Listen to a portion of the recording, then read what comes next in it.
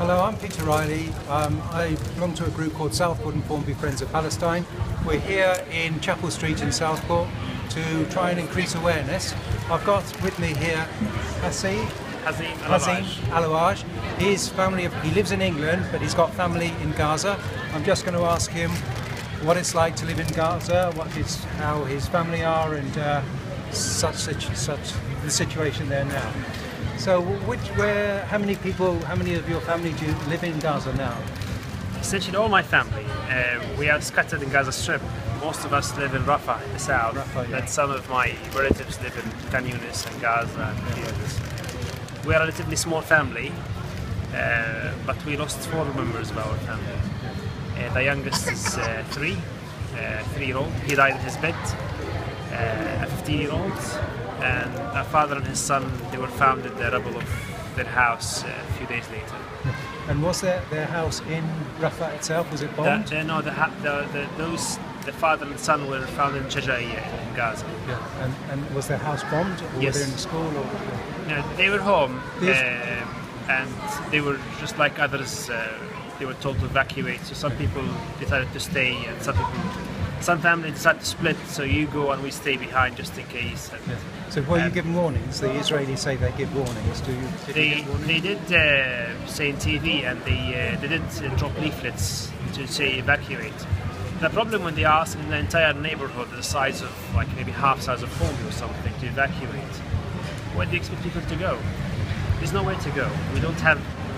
Gaza is a very small place, and when you ask the entire neighborhood to leave, there's hundreds, maybe thousands of families. So it's totally impractical. You only give a few minutes warning sometimes. And it's not like a evacuate for a day or two. They evacuate indefinitely. You don't know when you're going to come back. Yeah. And people, the entire neighborhood is on the ground. People come back and there's no home. Yeah. Most of them still live in the schools, schools or shelters, and for them, future is unknown. And what's it been like under the siege? The siege has been going on for 7 years now. So what's life like under? We hear about tremendous shortages, food shortages, fuel shortages. Yes, I've been to Gaza twice in the last 7 years, and life is difficult. I can simply say that nothing has been maintained from infrastructure in these last 7 years, because the Israelis are not allowing the building materials and the stuff to come in. There is a great shortage of medications, hospital equipment. So the essentials to make life going. Excuse me, sorry, do you want to move away a bit from the interview? Sorry. So the essentials to keep life going, to maintain life, are not allowed. Israelis sometimes they look good on TV and they say we allowed 2 trucks of medication to go in. But 2 trucks of medication for 1.8 million people, it just so they put that on TV, and sometimes you see it on BBC that they let some aid go in, but it's just a fraction of what's supposed to go in. There is a great shortage of water. There is streets. Yeah, the Israelis had said when they introduced the siege, they wanted to starve the Palestinians, keep them hungry, but not enough to die, or words to that effect. And I believe in something that people in Gaza could live in peace for some time. They can allow to live in peace normal.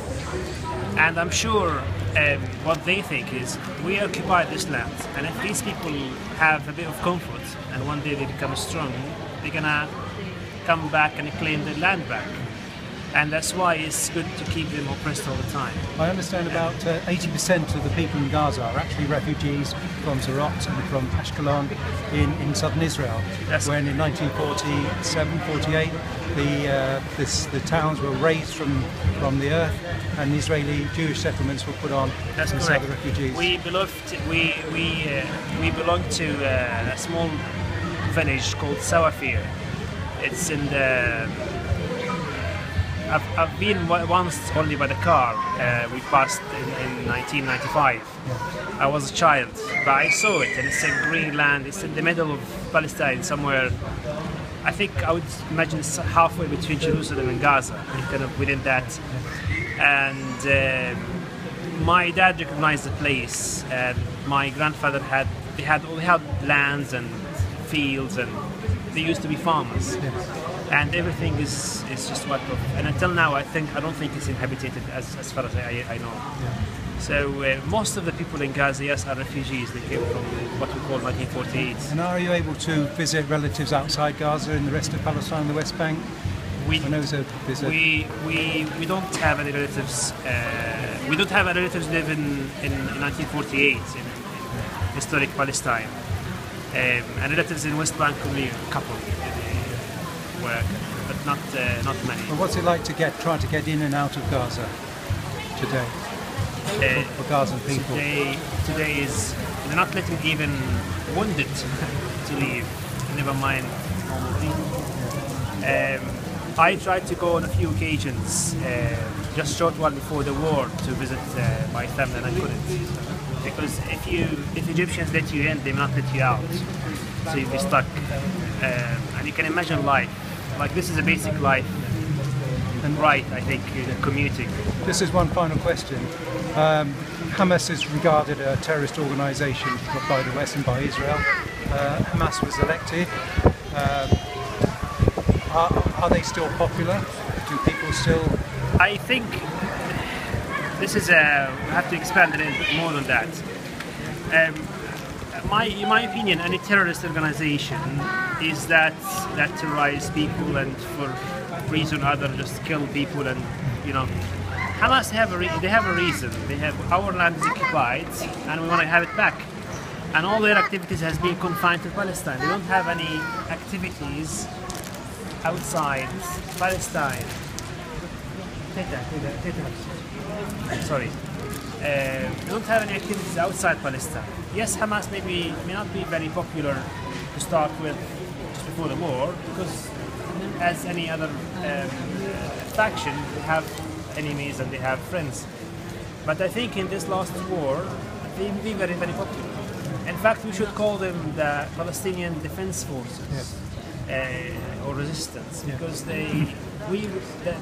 Gaza was attacked first after the 3 Israeli soldiers were kidnapped. Israelis, for some reason, attacked Gaza.